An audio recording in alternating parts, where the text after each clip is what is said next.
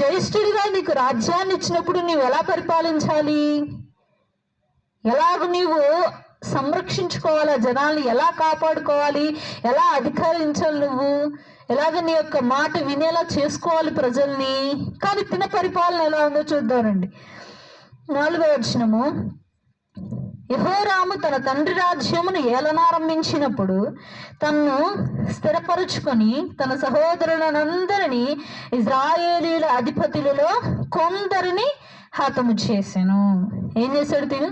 ఎవరిని చంపాడు? బయట వాళ్ళు కూడా కాదు, తన సహోదరుల్ని చంపాడంట. ఎవరన్నా చంపుతారండి తమ్ముళ్ళని చెల్లెల్ని ఎవరైనా చంపుతారా? ఇక్కడ చూస్తే తన మనస్తత్వం ఎట్లాంటిదో అర్థమైపోతుంది.